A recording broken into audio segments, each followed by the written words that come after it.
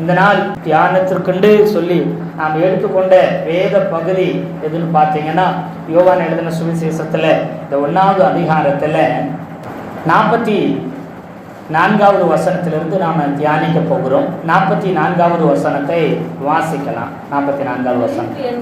பிலிப்பு என்பவன் பேதுரு என்பவர்களுடைய ஊரானாகிய பெத்சாயிதா பட்டணத்தான். பிலிப்பு என்பவன் அந்திரேயா பேதுரு என்பவருடைய ஊராகிய பெத்சாயிதா பட்டணத்தான்.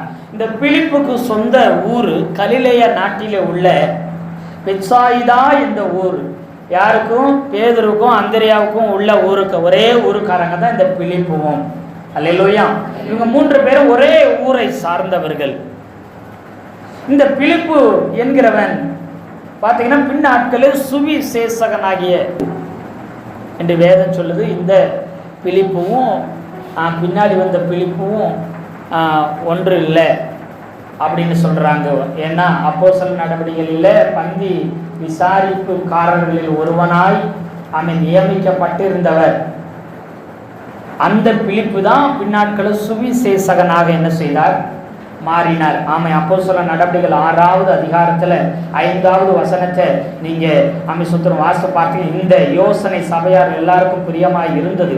அப்பொழுது விசுவாசமும் பரிசுத்த ஆவியும் நிறைந்தவனாகிய ஸ்தேவானையும் பிலிப்பையும் அப்படி சொல்லியிருக்குது. சோத்திரம். இந்த பிலிப்பு தான் ஸ்தேவான் அப்புறம் பிலிப்புன்னு சொல்லி 7 பேர் செலக்ட் பண்ணப்பட்டதுல அந்த பிலிப்பு சுவிசேஷகனாகிய பிலிப்பு, இந்த பிலிப்பு அப்போஸ்தலனாகிய பிலிப்பு என்று சொல்லி சொல்லுகிறார்கள். அல்லேலூயா. அப்போ இந்த பிலிப்பு பார்த்தீங்கன்னா, பிலிப்பு ஆண்டவராகிய இயேசு கிறிஸ்துவை அறிந்த உடனே அவன் என்ன செய்கிறான்னு சொன்னா, உடனே அவன் சும்மா இருந்து விடல. 45வது வசனத்தை பார்த்தீங்கன்னா, இந்த பிலிப்பு தான் பார்த்தீங்கன்னா 5 அப்பம் 2 மீன் சம்பவத்திலே கூட அந்த சிறு பையனை அந்திரேயா என்ன செய்யறான்? 5 அப்பம் 2 மீனை என்ன செய்கிறான்? வாங்கி கொண்டு வருகிறான். 200 பணத்துக்கு வாங்கினாலும் போதாதே என்று சொன்னவன் இந்த பிலிப்பு தான். 200 பணத்துக்கு வாங்கினாலும் போதாதே. பிலிப்பு என்றால் குதிரை பிரியன் என்று அர்த்தம் என்று சொல்லி பார்க்கிறோம். சோத்திரம். இங்கே இவர் இந்த பிலிப்பு என்ன செய்கிறார்னா, நாத்தான் வேலை கண்டு, நாத்தான் வேலுங்கிற ஒரு மனிதனை காண்கிறார். அவனை கண்டவுடனே என்ன சொல்கிறார்? நியாய பிரமாணத்திலே மோசேயும் தீர்க்கதரிசிகளும் எழுதி இருக்கிறவரை கண்டோம், அவர் யோசேப்பின் குமாரனும் நாசரேத்தூரானும் ஆகிய இயேசுவே என்று சொல்லுகிறார். அதாவது என்னன்னா, மோசே எழுதின நியாய பிரமாணம், நியாய பிரமாணம்னா 5 ஆகமும், ஆதி ஆகமும், யாத்திராகமும், லேவியராகமும், எண்ணாகமும், உபாகமும் சொல்லப்படுகிற பஞ்ச ஆகமம் என்று சொல்லப்படுகிற அந்த 5 ஆகமத்திலே யார சொல்லியிருக்குது? இயேசு கிறிஸ்துவை குறித்து சொல்லியிருக்கிற என்னவென்று? மேசியா, யூதருக்கு ராஜா, இஸ்ரவேலின் ராஜாவாகிய மேசியா, நியாயப்பிரமாணத்தில் சொல்லப்பட்டிருக்கிற மேசியாவும் தீர்க்க தரிசிகள் சிறிய தீர்க்க தரிசன புஸ்தகம், பெரிய தீர்க்க தரிசன புஸ்தகத்திலும் எழுதி வைக்கப்பட்டிருக்கிற இந்த மேசியா, அபிஷேகம் பண்ணப்பட்ட ராஜா என்று அழைக்கப்படுகிற கிறிஸ்து. எபிரேயத்தில் மேசியான்னு சொன்னா, கிரேக்கத்தில் கிறிஸ்து ஆகிய இயேசு கிறிஸ்து யாரு? இயேசு கிறிஸ்து கண்டோம்னு சொல்றாங்க. பழைய ஏற்பாட்டில் எழுதி வைக்கப்பட்ட சொல்லி வைக்கப்பட்ட அந்த அபிஷேகம் பண்ணப்பட்ட ராஜாவாகிய மேசியா என்கிற கிறிஸ்துவை நாங்க கண்டோம், எழுதி இருக்கிறவரை கண்டோம். யாரு? நான் மட்டும் கண்ணால, பேதுரு, அப்புறம் யாரு? அந்திரேயா, அப்புறம் நான் அவரை கண்டோம் என்று சொல்லி சொல்லுகிறார். அது மாத்திரமல்ல, யோவானும் கண்டிருந்தோம் என்று சொல்லிட்டு, அவர் யார்? வேற யாரும் இல்லை, யோசேப்பின் குமாரன் என்று சொல்லுகிறார். தச்சனாய் இருக்கின்ற யோசேப்பின் குமாரன் ஆகிய நாசரேத்து ஊரார். அவருக்கு எந்த ஊர்? நாசரேத்தூரு, கலிலேய நாட்டை சேர்ந்தவர். நாசரேத்து ஊரானா இருக்கிற இயேசுவே அந்த மேசியா, இயேசுவே அபிஷேகம் பண்ணப்பட்ட ராஜா, இயேசுவே கிறிஸ்து, இஸ்ரவேலுக்கு ராஜா, யூதருக்கு ராஜாவாகிய தீர்க்கதரிசிகளாலும் மோசேயாலும் சொல்லப்பட்டிருக்கிறவரை நாங்கள் கண்டோம் என்று சொல்லி அவர் இயேசு கிறிஸ்துவை குறித்து சுவிசேஷத்தை சொல்லுகிறார். எத்தனை தெளிவாய் அவர் சொல்லுகிறார். மேசியாவை கண்டோம் அப்படின்னு உடனே சொல்லாம மோசையினால சொல்லப்பட்டவரும் தீர்க்க தரிசிகளால சொல்லப்பட்டவரும் முன்னுரைக்கப்பட்டவரும் ஆகியவர் என்ன செஞ்சிருக்கிறார்? நம்ம நடுவில் வந்திருக்கிற அவர் வேறு யாரும் இல்லை, கலிலேயா நாட்டில் உள்ள நாசரேத் ஊர், நம்ம ஊருக்கு அருகாமையிலே கொஞ்ச தூரத்தில் இருக்கிற அந்த ஊரில் உள்ள யோசேப்பு என்பவருடைய குமாரனாகிய இயேசுவே அந்த மேசியா என்று சொல்லி கிறிஸ்து என்று சொல்லி என்ன செய்கிறார்? இந்த பிலிப்பு திஷ்டாந்தமாய் சொல்லுகிறார். திருஷ்டாந்தமாய் சொன்ன உடனே 46வது வசனத்தில் நாம் தான்வே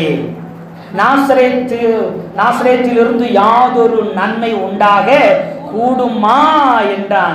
அதற்கு பிலிப்பு வந்து பார் என்றான். நாசரேத்தூரிலிருந்து, அதாவது கலிலேயாவிலிருந்து யாதொரு நன்மையும் வர்றதுக்கு வாய்ப்பு இல்லை.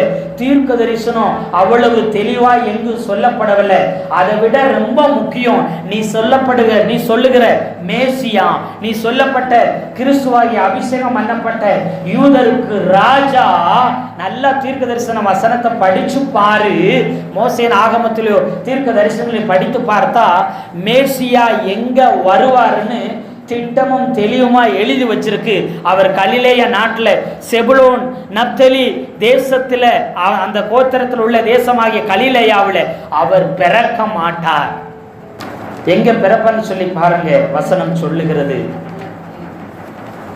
அந்த வசனத்தை சுட்டி காண்பிக்கிறார்.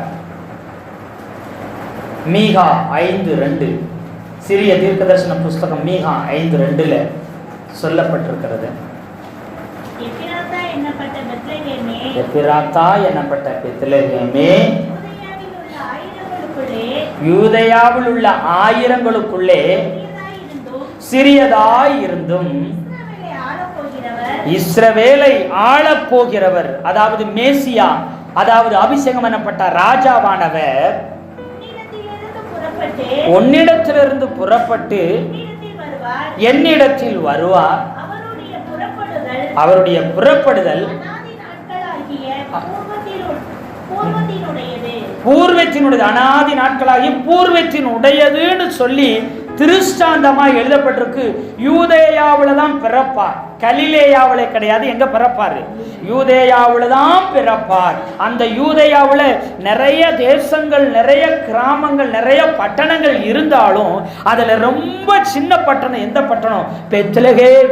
அந்த பெத்லகேமில் தான் பிறப்பார்னு தீர்க்கதரிசி மூலம் எந்த தேசத்துல, எந்த பிராந்தியத்துல, எந்த எல்லையில, எந்த பட்டணத்துல இஸ்ரவேல் நாட்டில் பிறப்பார்னு தெளிவா எழுதி வைத்திருந்தோம். நீ யூதேயாவில் இல்ல கலிலேயாவில் இருக்கிறார்னு சொல்லுகிற. அது மாத்திரமில்ல, அங்க பெத்லகேம்னு திட்டமாய் எழுதி வைத்திருக்கிறதே பிலிப்புவே.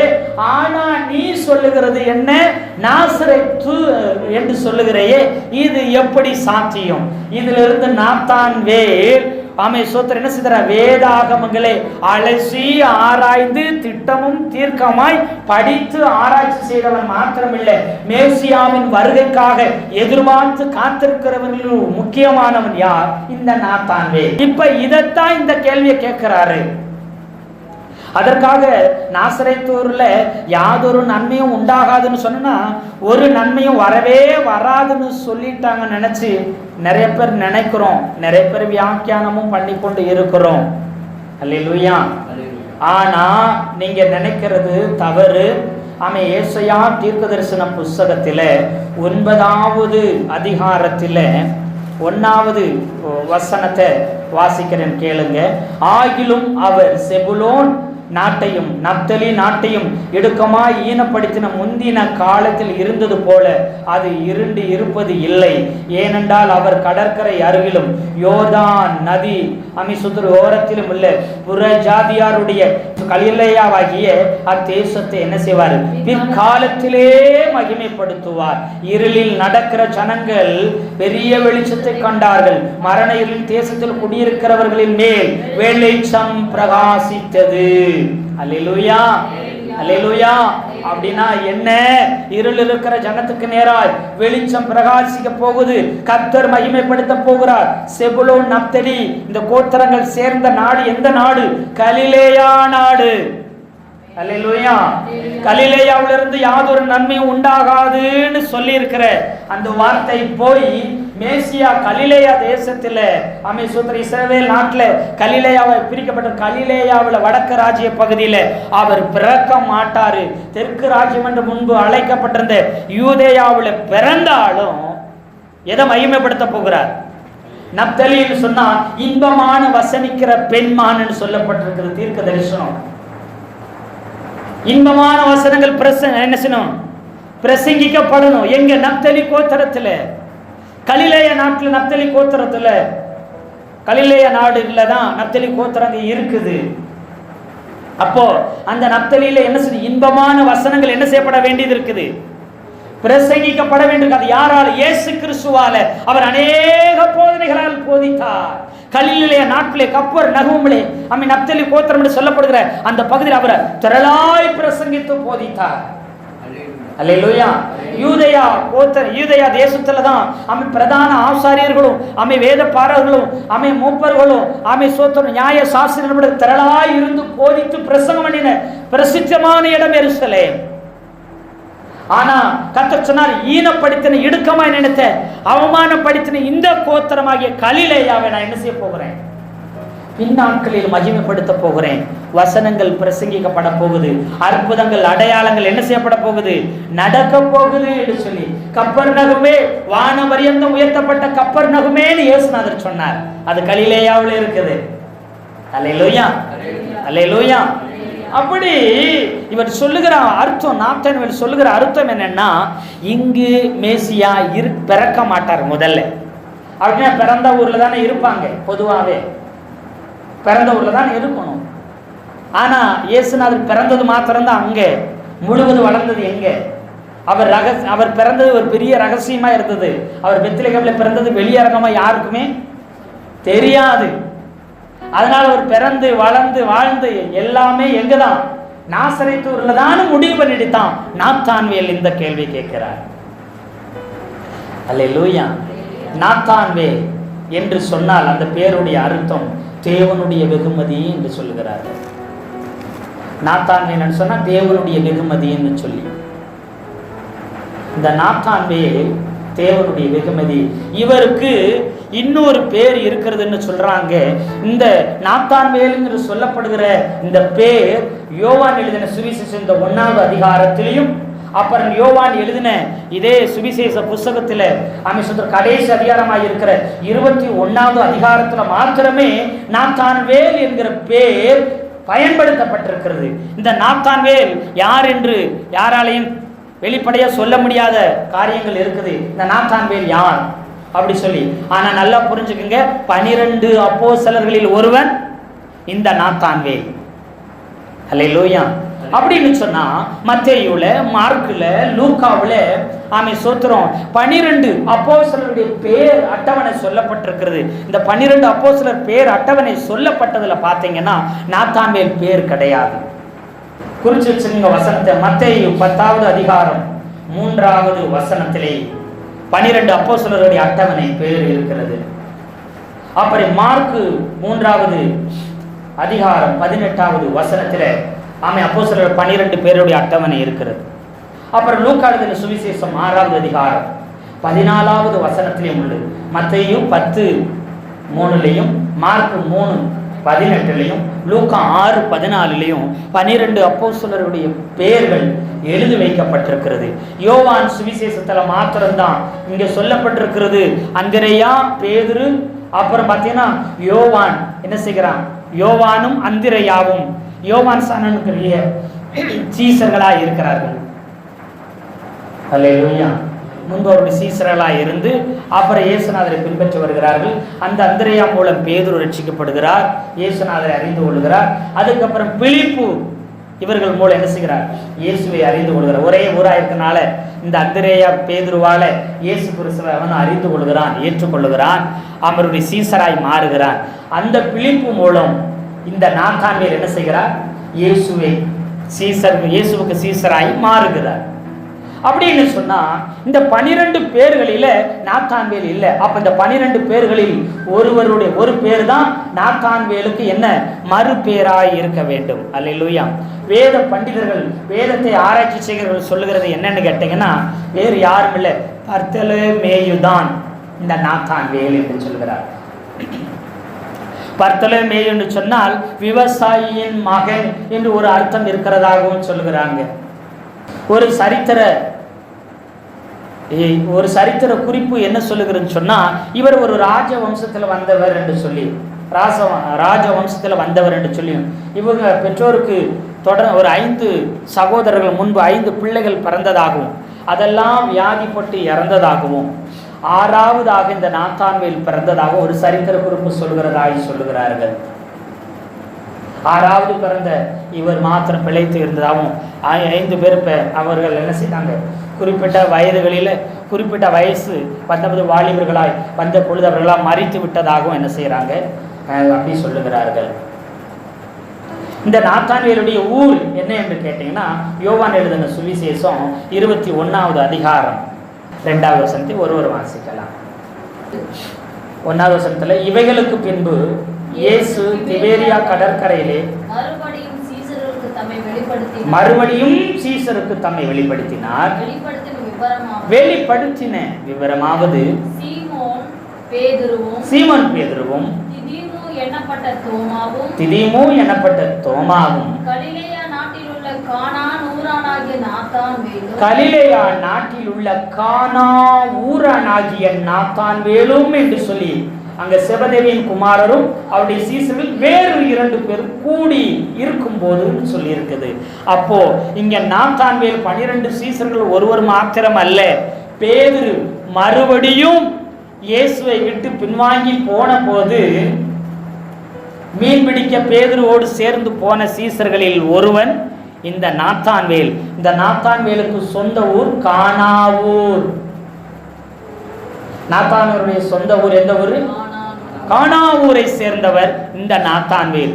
இவருக்கு இன்னொரு பேர் பர்த்தலமேயு. இந்த பர்த்தலமேயு கானாவூரை சேர்ந்தவர் என்று சொல்லி, இப்ப நம்மளால இந்த வேத வசனத்தை படிக்கும் பொழுது இவர் கானாவூரை சேர்ந்தவர். இவர் பாருங்க, இந்த கானாவூரை சேர்ந்த இவர், இப்போ மேசியாவுக்காக எதிர்பார்த்த இவர், வேத வசனங்களை தியானித்து ஆராய்ச்சி செய்து கொண்டிருந்தவர் இவர்.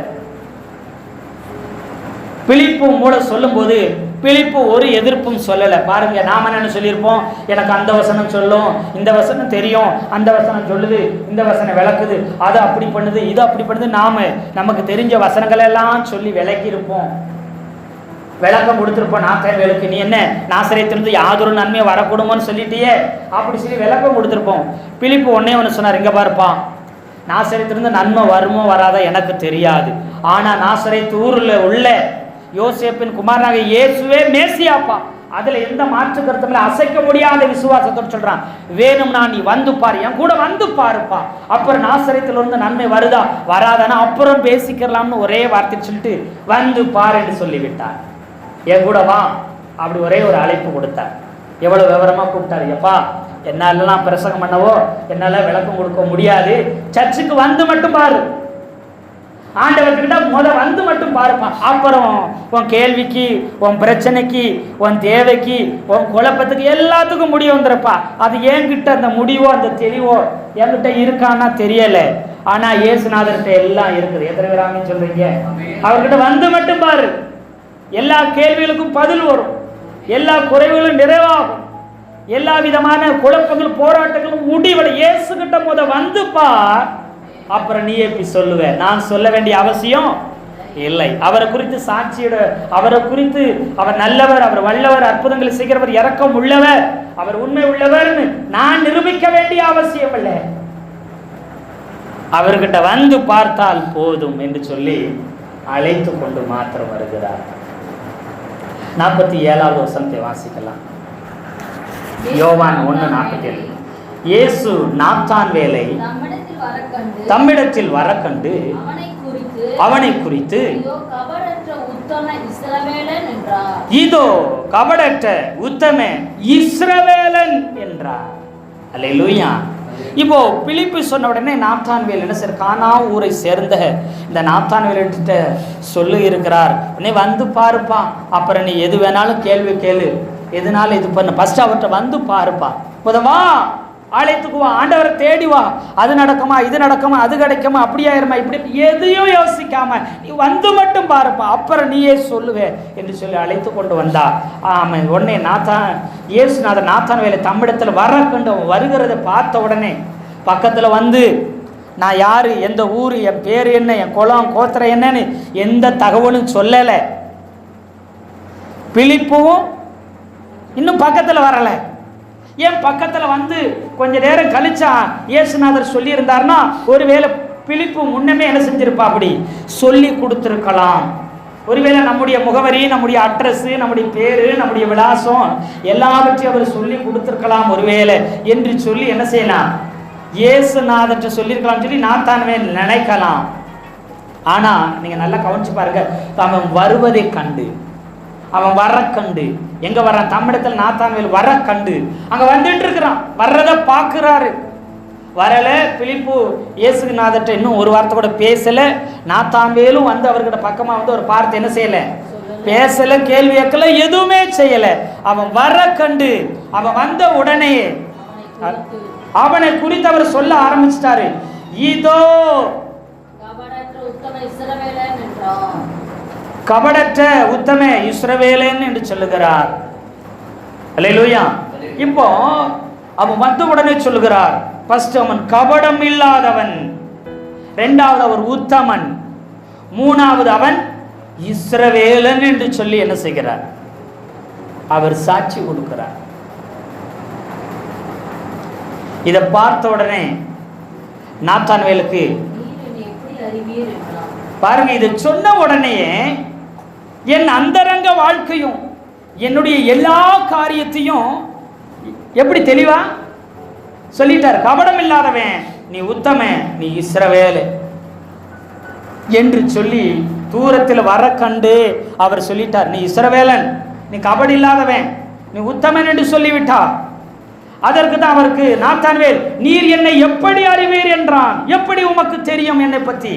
நான் பக்கத்திலே வரல, உங்ககிட்ட இன்னும் நிக்கல, ஒன்றும் பேசல, காரியங்களை சொல்லல, எதுவுமே பேசுறதுக்கு முன்பதாக என்னை பற்றி நீ எப்படி அறிவீர் என்று சொல்லி அவன் ஆச்சரியத்தோடு கேள்வி கேட்கிறான். இதே மாதிரி சம்பவம் சமரியா ஸ்திரீயை பார்த்து உன் கணவனை அழைத்து கொண்டு வான்னு சொன்னோன்னே, இப்பொழுது என்னோடு இருக்கிறவன் கணவன் அல்ல என்று சொல்லுகிற, கணவன் இல்லைன்னு சொன்ன உடனே ஆமா நீ சொல்லுகிறது மெய்யே என்று சொல்லி அவளை குறித்த அந்தரங்க வாழ்க்கைகளை திட்டமும் தெளிவுமா அவர் பேசினதை பார்த்து இவர் மெய்யாகவே ஒரு தீர்க்கதரிசி நம்ப ஆரம்பிச்சார். ஃபர்ஸ்ட் ஒரு யூதன் என்று சொல்லி அவர் பேசினா, என்கிட்ட எப்படி தான்னு கேட்கலாம் என்று சொன்னான். அப்புறம் ஆண்டவரேன்னு சொன்னான். அப்புறம் தீர்க்கதரிசின்னு காண்கிறேன்னா, அப்புறம் பார்த்தா இவர்தான் மேசியா என்று கண்டுகொண்டார்.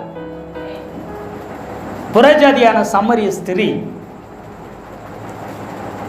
இங்க சொல்லுகிற நாசரேத்து ஊரில் உள்ள யோசேப்பின் மகன் இயேசு மேசியா இல்லை, எப்படி இருக்க கூடும் என்று கேள்வியோடு சந்தேகத்தோடு வந்தான். அவன் சந்தேகத்துக்கு கேள்வி கேட்கறதுக்கு முன்னாடி என்ன வந்துருச்சு, பதில் எப்படி வருது? நீ யாருன்னு, நான் யாருன்னு நீ சந்தேகப்படுற, நீ கேள்வி கேட்கிற, நீ யோசிச்சுக்கிட்டே வர்ற, எப்படி இது சாத்தியம் நினைச்சுக்கிட்டு வார. நான் உன்னை பத்தி சொல்றேன், நீ என்னை பத்தி சந்தேகப்பட்டு கேள்வி கேட்டுக்கொண்டு வர்றையா? நான் தன்வேலை நீ யார்? கபடமில்லாதவன், உத்தமன், நீ இஸ்ரவேலன், உண்மையான இஸ்ரவேலனாய் இருக்கிறாய் அப்படின்னு சொன்ன உடனே ஆஹான்னு அவனுக்கு தூக்கி வாரி போட்டது. ஆச்சரியத்தோடு பெருமைப்போடு, எப்படி உண்மை என்னை பத்தி உமக்கு தெரியும் என்று சொல்லி ஆச்சரியத்தோடு எங்க கேள்விகளை என்ன செய்கிறான், கேட்கிறான். அல்லேலூயா. கேள்வி கேட்ட உடனே பாருங்க, அந்த 48வது வசனத்துல இயேசு அவனை நோக்கி, பிலிப்பு உன்னை அழைக்கிறதுக்கு முன்னே நீ அத்திமரத்தின் கீழ் இருக்கும் போது உன்னை கண்டேன் என்றார். அல்லேலூயா, அல்லேலூயா. இப்ப என்ன சொல்றாரு? பிலிப்பு தான் உன்னை அழைத்துட்டு வந்தான்னு சொல்லுகிறார். பிலிப்பு உன்னை அழைக்கிறதுக்கு முன்னாடி நாங்க நாசரேத்தூரில் இருக்கிற மோசேயினால அவன் நியாயப்பிரமாணத்தை தீர்க்கதரிசியினால சொல்லப்பட்ட அந்த மேசியாவாகிய அந்த கிறிஸ்துவே எழுதப்பட்டிருக்கிற இந்த கிறிஸ்து என்ன செஞ்சிருக்கிறார்? பிறந்திருக்கிறார், இருக்கிறார் என்று சொல்லி அவர் நாசரேத்து ஊர்ல யோசேப்பின் குமாரனாகிய இயேசுன்னு சொல்றதுக்கு முன்னாடி நான் உன்னை பார்த்துட்டேங்கிறாரு. அல்லேலூயா. அவன் அழைக்கிறதுக்கு முன்னாடி பிலிப்புக்கே தெரியாது நீ எங்க இருக்க. ஒருவேளை தெரிஞ்சிருக்குமா தெரியாது தெரியல. அதுக்கு முன்னாடி நீ எங்க இருந்த? அத்திமரத்தின் கீழே இருக்கும் போதே உன்னை கண்டேன் என்கிறார். அத்திமரத்தின் கீழே இருக்கிறான். ஏன் அத்திமரத்தின் கீழே? அத்திமரத்தை குறித்து நிறைய காரியங்கள் உண்டு. அத்திமரத்தை ஒரு சிலர் என்ன செய்கிறாங்கன்னா அதை சர்ச் பண்ணி அதை தேடி ஒரு சில காரியங்களை பார்க்கும்போது அத்திமரத்துக்கு நிறைய பேர்கள் உண்டு. அதில் ஒன்று போதி மரம் என்று சொல்லி சொல்கிறாங்க. அந்த அத்திமரத்துக்கு கீழே நின்று தியானம் பண்ணி தான் சோத்திரம் புத்தர் என்ன செய்தாராம்? முக்தி ஞானம் வந்ததாகவும் அதுக்கப்புறம் அந்த மரத்துக்கு போதி மரம் என்று சொல்லி பேர் வந்ததாகவும் அதிலிருந்து அந்த மரத்தின் கீழே தியானம் செய்கிற வழக்கங்கள் உண்டானதாகவும் ஒரு கருத்து உண்டு. அது மாத்திரமில்லை, இந்த அத்திமரம் புவியீர்ப்பு விசைக்கு எதிரானது என்று சொல்லி தவம் செய்கிற சித்தர்கள் முனிவர் என்பவர்கள் கூட இந்த பலகையை கீழே வைத்து அத்திமர பலகை வைத்து அதில் அமர்ந்து என்ன செய்வார்களாம்? அதில் தியானம் பண்ணுவார்கள். புவியீர்ப்பு விசைக்கு எதிராக அது செயல்படக்கூடியதுன்னு சொல்கிறாங்க. அது மாத்திரமில்லை, இந்த அத்திமரம் சுத்திரம் உக்கிரமான பொல்லாத எண்ணங்களை எல்லாம் என்ன செஞ்சு அகற்றி மன உறுதியை கொடுத்து மன அமைதி கொடுக்கும் என்று அநேகர் இதை நம்புகிறார்கள். ஒரு மனதை கொண்டு வரும்னு சொல்லி அதனாலே அத்திமரத்தை சுத்திரம் வைத்தோம்னு சொன்னால், வீட்டில் வச்சோம்னு சொன்னால் வீட்டில் சுத்திரம் மனசு வசிக்கப்பட்டு அமைதியாகி ஒரு மனம் உண்டாகும் என்று சொல்லுகிறார்கள். அதனால் அத்திமரத்தை அவ்வளோ பிரதானமாக பேசிக்கிட்டு இருக்கிறாங்க. அது நமக்கு முக்கியமானது அல்ல. அத்திமரத்தின் கீழே உட்கார்ந்து அவர் ஜெபிக்கிறதையும் வேதத்தை வாசித்து தியானித்திருக்கிறார். அந்த பழக்கமுடையவராக இருந்தார். அமைதியான சூழ்நிலையில் மரத்தின் அடியில் அமர்ந்து எப்படி பேரிச்ச மரத்தின் கீழே இருந்து தெபோரால் நியாயம் விசாரித்தாளோ, பேரிச்ச மரத்தின் கீழே அவ இருந்து அமர்ந்து என்ன செய்கிறாளாம்? நியாயம் விசாரிக்கிற பழக்கம். நம்ம ஊரில் அரச மரம் ஆலமரத்துக்கு கீழே உட்காந்து என்ன செய்வாங்க? நாட்டாமைகள் தீர்ப்பு சொல்லுவார்கள். அதுபோல இஸ்ரவேலில் ஒரு வழக்கம், பேரிச்ச மரத்தின் கீழே அமர்ந்து தெபோரால் நியாயம் விசாரித்து கொண்டு இருந்தாலாம். இந்த அத்திமரத்தின் கீழே உட்கார்ந்து ரபிமார்களும் என்ன செய்கிறவர்கள்? அவர்கள் போதிக்கிறவர்கள் என்ன செய்வாங்களா? படித்து ஆராய்ச்சி செய்து ஜெபித்து தங்களுடைய ஜெப நேரங்களையும் தியான நேரங்களையும் செலவிடுவார்கள் என்று சொல்லி ஒரு சில கூற்று உண்டு. இப்போ என்ன செய்கிறான்? அத்தி மரத்தினுக்கு அதெல்லாம் போகட்டும், ஆனால் இவர் அத்தி மரத்தின் கீழே உட்கார்ந்து இருக்கிறத கண்டிருக்கிறார். அத்தி மரத்தின் கீழே உன்னை கண்டேன் என்று சொல்லுகிறார். நீங்க சொல்லலாம், என்ன இயேசுநாதர் அத்தி மரத்தின் கீழே நீ ஜெபம் பண்ணிட்டு இருந்த, அத்தி மரத்தின் கீழே நீ பைபிளை படிச்சுட்டு இருந்த, அத்தி மரத்தின் கீழே நீ தியானிச்சுட்டு இருந்தன்னு ஆண்டவர் சொல்லலையே. அத்தி மரத்தின் கீழே இருக்கையிலே உன்னை கண்டேன் என்று சொல்லுகிறாரு. அதற்கு என்ன அர்த்தம்? ஒருவேளை அத்தி மரத்துக்குள்ள உட்கார்ந்துருக்கலாம், ஒருவேளை உறங்கியிருக்கலாம், இல்லை என்ன செய்தாருன்னு தெரியல, ஆனால் அதை கண்டேன் என்று சொல்லுகிறார் என்று சொல்லி ஒரு சில தேவ மனிதர்கள் சொல்லும் போது என்ன சொல்றான்னா, நீ அத்திமரத்தின் கீழே பிலிப்பு காண்கிறதுக்கு முன்பதாக இருந்தது மாத்திரமில்லை, நீ சிறு குழந்தையாய் பிள்ளையாய் இருக்கும் பொழுது உன் தாயார் அத்திமரத்தின் கீழே உன்னை என்ன செய்தாரு? கிடத்தி விட்டு என்ன தொட்டில் போன்ற காரியங்களில் தொங்க விட்டு அங்கே படுக்க வைத்து விட்டு உன் தாயார் உன் தகப்பனார் வேலை செய்த பொழுது, அந்த பொழுதை சிறு குழந்தையாய் இருக்கும் போதே உன்னை அத்திமரத்தில் கண்டேன். அங்கே மாத்திரம் கண்ணல, தாயின் கருவில உருவாகும் போது உன்னை நான் கண்டிருந்தேன். உலக தோற்றத்துக்கு முன்பதாக உன்னை நான் கண்டிருந்தேன். நீ அத்திமரத்தின் கீழே பிலிப்புவுக்கு அவன் காண்கிறதுக்கு முன்பதாக இருந்ததை சொன்னவுடனே நீ பிரமிச்சு ஆச்சரியப்படுறையேன்னு சொல்லி சொன்னார். நீங்க கேட்கலாம், உடனே கேட்கலாம், அவர் வேதத்தை தியானித்திருந்தாரு இல்லை செபித்திருந்தாருன்னு எப்படி உங்களால் சொல்ல முடியும்னு சொன்னா, 51வது வசனம், பின்னும் அவர் அவனை நோக்கி வானம் திறந்திருக்கிறது,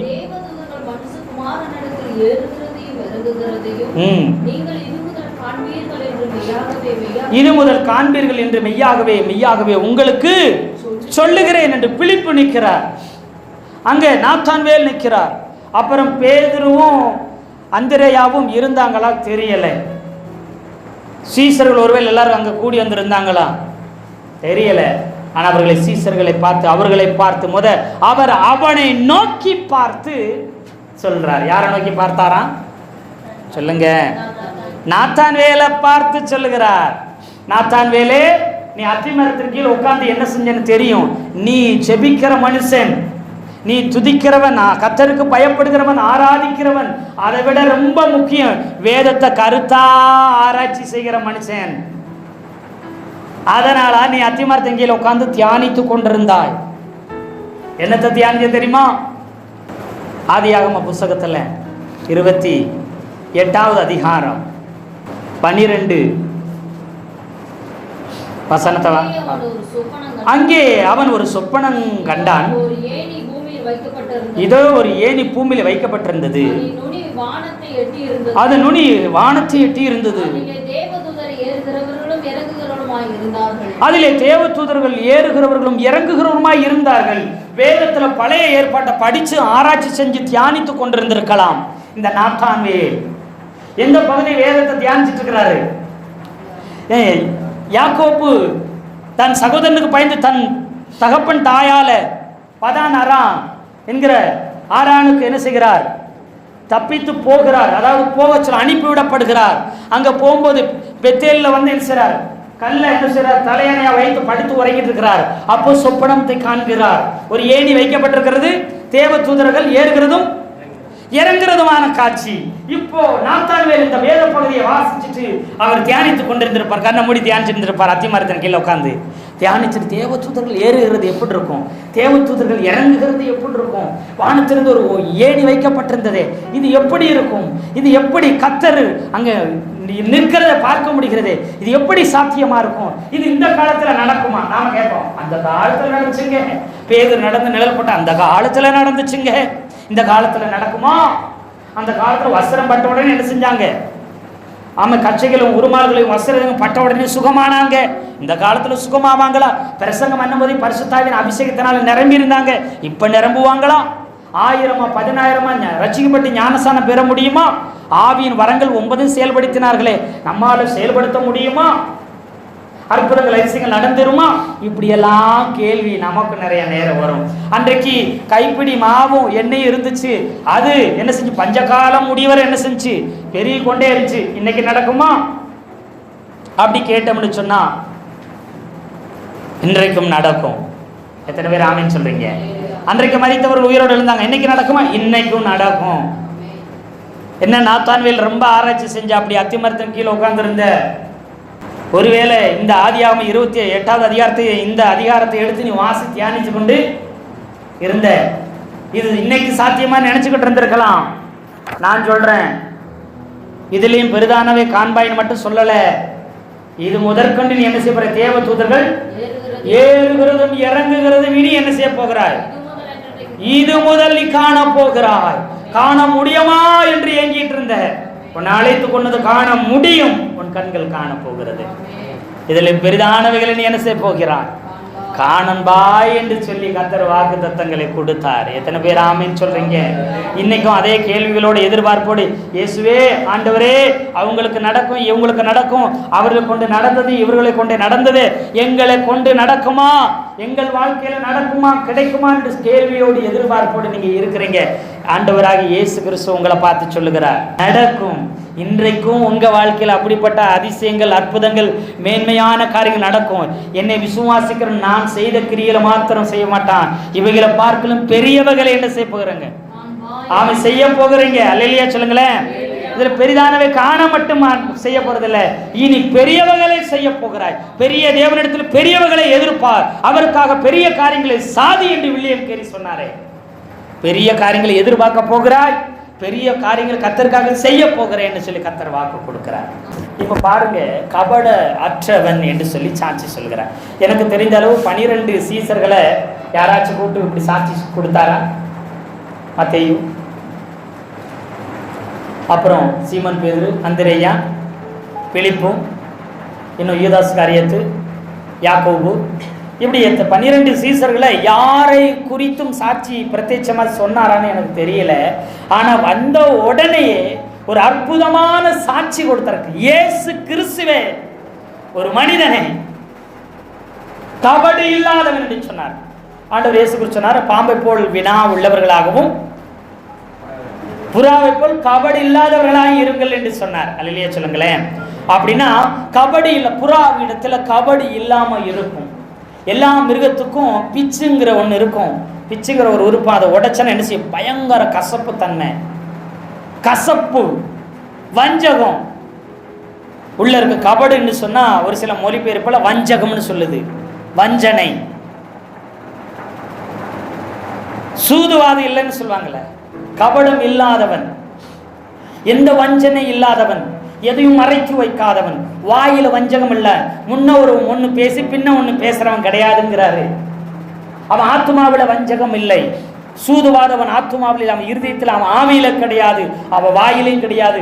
யாரையும் குறை பேச மாட்டான், யாரையும் தீமையானவில் சொல்லாத மனிதன் இந்த நாத்தான்வேல்.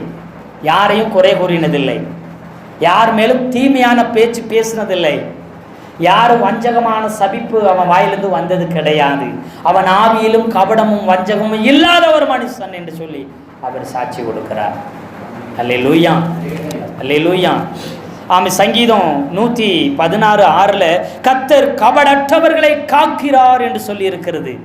கர்த்தர் கபடம் இல்லாதவர்களை காக்கிறாராம், வஞ்சகம் இல்லாதவர்களை.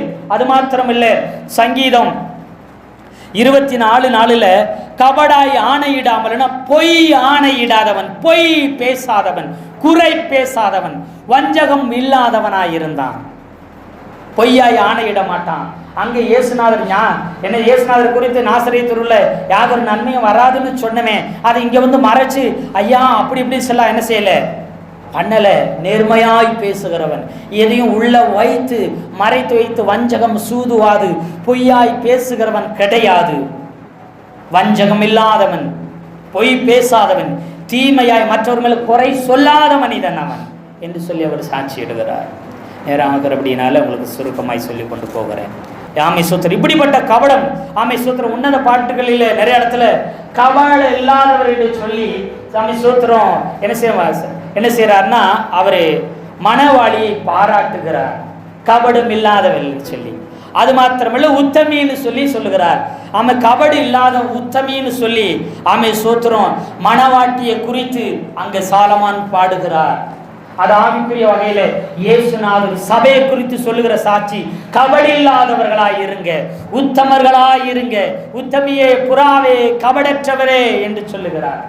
அப்படின்னா இன்றைக்கு சபைகள் எப்படி இருக்கணும்? நாத்தான் வேலை போல சாட்சி பெற்றதா இருக்கணும். அப்போ நாத்தான் வேல் ஒரு சபைக்கு ஒரு சாட்சியாய் ஒரு முன்னடையாளமாய் இருப்பது போல இருக்குது. கபடி இல்லாதவன் அவன், அவன் உத்தமன், இஸ்ரவேலின் தேவனால் தெரிந்து கொள்ளப்பட்டவன் அவன். இன்னைக்கு சபையே நீ கபடி இல்லாம இருக்கணும். உனக்குள்ள எந்த வஞ்சகம் சூதுவாது இருக்கக்கூடாது, பொய் உன் வாயில் இருக்கக்கூடாது, பொய்யாய் நீ ஆணையிடக்கூடாது. அல்லேலூயா. உன் ஆவியில கபடம் இல்லாமல் இருக்கணும் என்று சொல்லி கர்த்தர் சொல்லுகிறார். ஆவியில் கபடம் இல்லாதவன் எவனோ அவன் பாக்கியவான். அல்லேலூயா, அல்லேலூயா. ஆவியில் கபடம் இல்லாதவன் பாக்கியவான் என்று சொல்லியது. ஆவியில் கபடம் இல்லாதவன் எளிமையானவன். அல்லேலூயா. அப்படிப்பட்ட சுபாவம் உள்ளவனாய் இந்த நாத்தான்வேல் இருந்தான். அது மாத்திரமல்ல, பாருங்க, அவன் உத்தமன். ஒரு வசனம் சொல்லுகிறது, 2 கொரிந்தியர் 10:18 கர்த்தர் புகழுகிறவனே உத்தமன், கர்த்தரால் புகழப்படுகிறவனே உத்தமன் என்று வேதம் சொல்லுகிறது. யார் உத்தமன்? கர்த்தரால் புகழப்படுகிறவன் தான் உத்தமன். நீ கர்த்தரால் புகழப்பட வேண்டும். மனிதர்களால் புகழப்படுகிறாயோ இல்லையோ, கர்த்தரால் நீ புகழப்படணும். நீதான் உத்தமன். உத்தமன் சொன்னா சரியானவைகளை, சரியான செயல்களை செய்கிறவன், சரியான எண்ணம் உள்ளவன், சரியானவைகளை மட்டும் செய்கிறவன், சரியான வாழ்க்கை மட்டும் வாழ்கிறவன் தான் உத்தமன். நேர்மையான வாழ்க்கை வாழ்கிறவன் தான் உத்தமன். அல்லேலூயா. நோவா நீதிமானும் உத்தமனுமாய் இருந்தான் வேதம் சொல்லுகிறது. ஆவியானவர் எழுதி வைத்திருக்கிறார். ஆபிரகாம் குறித்து சொல்றாரு, நீ உத்தமனாய் நடந்து கொண்டு இரு. இதுவரைக்கும் நீ நடக்க உத்தமமாய் இல்லை, இனி நீ என்ன உத்தமமாய் சரியாய் என்ன நடந்து கொள் எனக்கு முன்பதாக என்று சொல்லி சொன்னார். 99 வயதிலே. அல்லேலூயா, அல்லேலூயா. ஏன்னு சொன்னா இன்னொரு வசனம் சொல்லுது, ராமேஸ்வரர் உத்தமனுக்கு கர்த்தர் துணையாய் இருக்கிறார். நீ உத்தமனா இருந்த கர்த்தர் உனக்கு துணையாய் இருப்பார் என்று சொல்லி வேதம் சொல்லுகிறது. உத்தமமாய் பின்பற்றின யோசுவாவும் காலேபும் தவிர வேறு ஒருவரும் என்ன செய்யல. கானானுக்குள்ளே 20 வயதுக்கு மேற்பட்டவர்கள் யாரும் என்ன செய்யல, கானானுக்குள் பிரவேசிக்கவில்லையாம். உத்தமமாய் பின்பற்றினவர்கள், உத்தமமாய் கர்த்தரை தேடினவர்கள் கர்த்தருடைய சமூகத்திலே இருப்பார்கள். கபடு ஆமை சூத்திரம் அற்றவர்கள், கபடம் இல்லாதவர்கள் குறித்து வெளிப்படுத்தல பார்த்தீங்கன்னா 14வது அதிகாரம் 5வது வசனத்தை ஒருவர் வாசிக்கலாம். இவர்களுடைய வாயில் கபடம் காணப்படவில்லை. தேவனுடைய சிங்காசனத்துக்கு முன்பதாகவே இவர் எப்படி இருக்கிறார்களாம்? மாசு இல்லாதவர்கள், கபடம் இல்லாதவர்கள் என்பது மாசு இல்லாதவர்கள், இருதயத்தில் மாசு இல்லாதவர்கள், ஆவியில் அவர்கள் மாசு இருக்காது. தன் ஆவினால் கர்த்தரை தூசிக்கல, யாரையும் குறை கூறல யோபு. ஏன்னா அவன் உத்தமனாயிருந்தான், அவன் சன்மார்க்கனாயிருந்தான். சன்மார்க்கனா நேர்மையாய் சரியாய் நடக்கிறவனாயிருந்தான், யாரையும் குறை கூறாதவனாயிருந்தான். தன் ஆவினாலே தன்னை காத்து கொண்டான், தன் இருதயத்திலும் தன் ஆவினாலும் காத்து கொண்டு மாசு இல்லாதவனாயிருந்தான். கர்த்தரே அவனை குறித்து சாட்சி கொடுத்தார். அல்லேலூயா. கர்த்தரால் புகழப்படுகிறவன் உத்தமன். யோபு பக்தன் கபடில்லாதவனாயிருந்தார். இன்னும் உன் உத்தமத்தில் உறுதியாயிருக்குன்னு மனைவி சொன்னான். அல்லேலூயா. இங்க பார்த்தீங்கன்னா கர்த்தரே சாட்சி இடுகிறார். மாசற்றவர்கள் இவங்க எங்க இருப்பாங்களாம்? வெளிப்படுத்தல அவங்களுக்குரிய இடம் எங்கன்னு சொல்லி இருக்குது. இவங்க வாயில கபடம் இல்லை, இவங்க என்ன செய்து, இவர்கள் இருதயத்துல மாசு இல்லாதவங்க, இவங்க தேவனுடைய சிங்காசனத்துக்கு முன்பதாக இருக்க தகுதி பெற்றவர்கள். எத்தனை பேர் ஆமென் சொல்லுங்க? தேவனுடைய சிங்காசனத்துக்கு முன்பதாக அவர்கள் நிற்கத்தக்க விலையேறப்பட்ட பாக்கியவான்களாக இருந்தார்கள். இந்த நாத்தான் வேலும் இரத்த சாட்சியாய் மரித்த இவர் என்ன செய்தார்னா, அல்லேலூயா, ஆமே சூத்திரம், உத்தமன் என்று விளங்கின பின்பு, யாக்கோபு 1:12 சொல்லும்போது உத்தமன் என்று விளங்கின பின்பு ஜீவ கிரீடம் இவனுக்கு கொடுக்கப்படும் என்று சொல்லியிருக்கு. யாக்கோபுல சோதித்த பின்பு இவன் உத்தமன் என்று விளங்கின உடனே இவனுக்கு என்ன கொடுக்கப்படுமா? ஜீவ கிரீடம் கொடுக்கப்படும். யோபு சோதிக்கப்பட்டான், சோதிக்கப்பட்ட பின்பு உத்தமன் என்று அவன் விளங்கினான். நிச்சயமா அந்த வசனத்தப்படி ஒரு ஜீவ கிரீடம் கொடுக்கப்பட்டிருக்கலாம், கொடுக்கப்படலாம். அல்லேலூயா சொல்லுங்களேன். அப்போ இங்க உத்தமன் என்று நீ விளங்கினார், உனக்கு ஜீவ கிரீடம் உண்டு. நீ கபடில்லாதவனாய் மாசில்லாதவனாய் நீ இருந்தேன்னு சொன்னா தேவனுடைய சிங்காசனத்துக்கு முன்பதாக ஜீவ கிரீடம் அணிந்தவனாய் நிற்க போகிறோம். எத்தனை பேர் ஆமென் சொல்றீங்க? சபையே, நீ கபடில்லாம இரு. நீ தேவனால் தெரிந்து கொள்ளப்பட்ட, பிரித்தெடுக்கப்பட்ட, இயேசுவால் தெரிந்தெடுக்கப்பட்ட, ரத்தத்தால் சம்பாதிக்கப்பட்ட ஜனம். நீ கபடில்லாம இரு, நீ உத்தமனாயிரு. தேவனுடைய சிங்காசனத்துக்கு முன்பதாக ஜீவ கிரீடம் தரிப்பிக்கப்பட்டவர்களாய் நீங்களும் நானும் நிற்போம். எத்தனை பேர் ஆமீன் சொல்றீங்க? இந்த பர்த்தலேமேயும் அழைக்கப்பட்டிருந்த ஆமை சோத்திர நாத்தான்வேல் ஆமை இந்தியாவிற்கு கர்நாடகா பகுதியில் வந்து கோவா வரைக்கும் அவர் ஊழியம் செய்ததா சொல்லுது. அப்புறம் எகிப்து ஒரு சில நாடுகளில் போய் அவர் என்ன செய்தார்? ஊழியம் செய்து கடைசி அர்மேனியா என்கிற தேசத்தில் போய் அவர் ஊழியம் செய்திருக்கிறார். இவர் ரொம்ப இறக்க குணமுள்ள மனிதனாய் இருந்திருக்கிறார். ஆமை பொது சேவைகள் அதிகமாய் செய்து, மிக முக்கியமாய் வியாதிப்பட்டவர்களுக்கு அதிகமான உதவிகளையும் நன்மைகளும் அவர் செய்திருக்கிறார். சுவிசேஷ ஊழியம், எங்கு போனாலும் சுவிசேஷ ஊழியத்தை இயேசு பற்றி சொல்லி இருக்கிறார். நிறைய தேசங்களில் போய் ஆண்டவரை பற்றி இயேசு பற்றி சொல்லி கடைசி இப்படிப்பட்ட வியாதிஸ்தர்களுக்கு அதிகமாய் மனதுருகி உதவிகளை தன் பொருளாலும் பணத்தாலும் உழைப்பாலும் உதவி செய்திருக்கிறார். இதை கண்டு கர்த்தர் அவருக்கு சுகமாக்குகிற வல்லமையும் வரத்தையும் கொடுத்து அநேக ஆயிரக்கணக்கான பேர் சுகமாகி இயேசுவை ஏற்றுக்கொண்டாங்க அர்மேனியா தேசத்தில். அல்லேலூயா சொல்லுங்களேன். இதை கண்டு அந்த தேசத்தில் உள்ளவங்க விக்கிரக ஆராதனை செய்கிற ஆமேஸ்வரர் அந்த தெய்வத்தை, அந்த தேசத்தில் இருக்க தெய்வத்தை வணங்குகிறவர்கள் மூர்க்கம் கொண்டு இவரை பிடித்து கொண்டு போய் இவர் என்ன செய்தார்னா கட்டி வைத்து இவர் அதிகமாய் துன்புறுத்தி இயேசு மறுதளிக்க சொன்னா மறுதளிக்கவில்லை.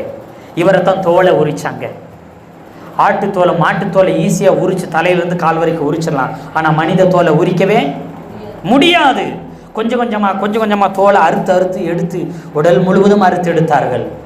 ரத்தம் சிந்தி கொண்ட அந்த சகோதரர்களே, அன்பானவர்களே, இயேசுவே மெய்யான தெய்வம், உங்களை நேசிக்கிறார் என்று சொன்னாராம்.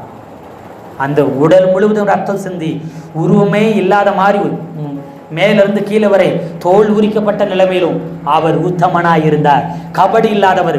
வாயில ஒரு தூசணை வரல, இருதயத்தில் ஒரு தூசணை கூட தூசிக்கல, ஒருவரையும் தீமையாய் பேசாத அவர் கடைசி நிமிஷம் வரைக்கும் அந்த நிலைமையிலும் இயேசு பற்றி அன்பாய் பிரியமாய் போற வாரவர்கள் பரியாசம் பண்ண, கிண்டல் பண்ண, கேலி பண்ணவங்களே இயேசுவை ஏற்றுக்கொள்ளும். சகோதரரே, அன்பானவர்கள், முழு சரீரத்திலையும் தோல் உரிக்கப்பட்டு ரத்தம் சிந்தினவராய் அன்பானவர்களை சகோதரர்களே என்று சொல்லி இயேசு பற்றி சொல்லி கொண்டிருந்தாராம். ஒரு சாகவில்லை என்று சொல்லி இவன் இந்த கொடுமையான சூழ்நிலையிலும் இயேசுவின் அன்பை காண்பித்து அநேக ரட்சிக்கப்படுகிறத பார்த்து இதுக்கு மேலே இவனை உயிரோடு வைக்கக்கூடாது, தலையில கோடாரியால வெட்டி பிளந்து, ஒரு சில பட்டயத்தினால வெட்டி அவரை என்ன செய்தார்களாம், கொலை செய்தார். கடைசி வரை இன்முகத்தோடு யாரையும் குற்றம் சாட்டாதபடி, யார் மேலும் குறை சொல்லாத, கோபிக்காதபடி, வைராக்கியம் பாராட்டபடி, இவர்களை மன்னியும் இவர்களை ரட்சியும் என்று சொல்லி இரத்த சாட்சியை மறித்தாராம்.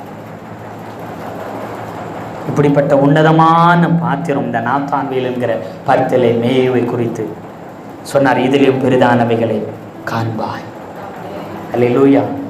சபையே, நீயும் இந்த நாத்தான்வேலை போல சாட்சி பெற, இயேசுநாதரிடம் சாட்சி பெற ஆயத்தமா? ஜனமே, நாம் இயேசு கிறிஸ்துவனால் சாட்சி பெற ஆயத்தமா? நம்முடைய மணவாளனாகிய இயேசு கிறிஸ்துவனால ஆமீஸ்வரத்தில் சாட்சி பெற ஆயத்தமாக இருக்கிறோமா? இன்றைக்கு ஆயத்தப்படுவோம். தேசங்களில் உபத்திரவங்கள், பாடுகள், நெருக்கங்கள் வந்தாலும் உத்தமர்களாய், கபடற்றவர்களாய் நாம் மாறுவோம். கர்த்ததாமே இந்த வார்த்தையில கொண்டு நாம் ஒவ்வொருத்தரையும் ஆசீர்வதிப்பாராக. இதிலையும் பெரிதானவைகளே இதை கேட்கிற ஒவ்வொருத்தரையும் காண செய்ய போகிறார். வாழ்க்கையில, குடும்பத்தில், ஊழியத்தில், தனிப்பட்ட நிலைமையில, ஆவிக்குரிய காரியத்தில், இந்த உலக ஜீவித்தில் இதிலும் பெரியதானவைகளை காண தேவன் உதவி செய்ய போகிறார். கர்த்ததாம் இந்த வார்த்தை கொண்டு நம் ஒவ்வொருத்தரையும் ஆசீர்வதித்து கனப்படுத்தி உயர்த்துவாராக. ஆமென்.